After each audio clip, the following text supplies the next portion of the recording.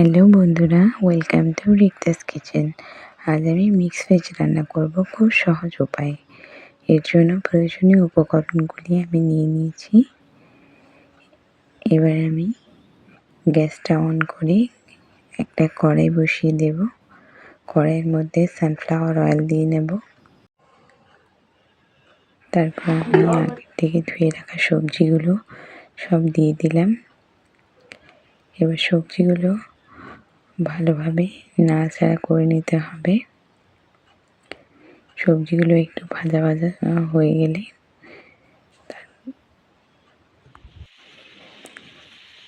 দেখো সবজিগুলো মোটামুটি আস্তে আস্তে ভাজা হয়ে গেছে। এবার আমি একটা পাত্রের মধ্যে এটাকে তেল ঢেলে নেব। আবারও আমি কড়াইয়ে একটু তেল নিয়ে তার মধ্যে আলু ফুলকপি এটাকে একটু ভেজে নেব।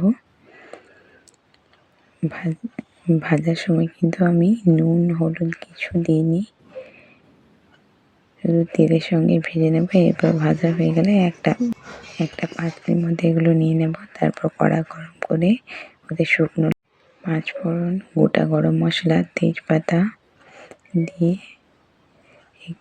ওর মধ্যে জিরে বাটা, টমেটো কুচি দিয়ে নেব।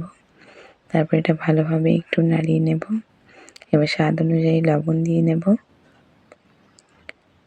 একটু হলুদ গুঁড়ো দিয়ে দেব।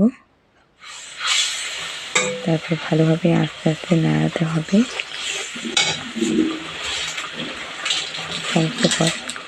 এবার একটু বেশিক্ষণ টাইম দিয়ে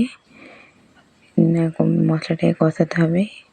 এর মধ্যে আমি একটু সবজি মশলাও অ্যাড করে দিলাম। ভালোভাবে মশলাটাকে কষাতে হবে। মশলাটা যত সুন্দর কষানো হবে সব রঙটাও কিন্তু সবজির খুব ভালো আসবে। এরপর আমি একটু কাশ্মীরি লঙ্কার গুঁড়ো দিয়ে দিলাম। কাশ্মীরি লঙ্কার গুঁড়োটা দেওয়ার পর কালারটা কত সুন্দর হয়ে গেছে দেখুন। গ্রেভিটার মশলাটাও ভালোভাবে কষানো হয়ে গেছে। দেখুন মশলা থেকে তেল ছেড়ে দিয়েছে। এবার আমি একটুখানি জল দিয়ে দিলাম। জলটা দেওয়ার পরে আমি আরও কিছুক্ষণ মশলাটাকে ভালোভাবে কষিয়ে নেব। এবার দেখুন মশলা থেকে তেল ছেড়ে দিয়েছে। মশলাটা আমাদের পুরোপুরি রেডি হয়ে গেছে। এবার ওর মধ্যে আমরা কিছু মটরশুঁটি দিয়ে দেব। এবার মটরশুঁটিটাকেও গ্রেভির সাথে ভালোভাবে নেড়ে চেড়ে মিশিয়ে নেব। এই মটরশুঁটিটা একটু সেদ্ধ হয়ে গেলে খেতেও খুব সুন্দর লাগবে। এরপর আমি ভেজে রাখা সবজিগুলো ওর মধ্যে দিয়ে দেব। আলু ফুলকপিটা দিয়ে দিলাম।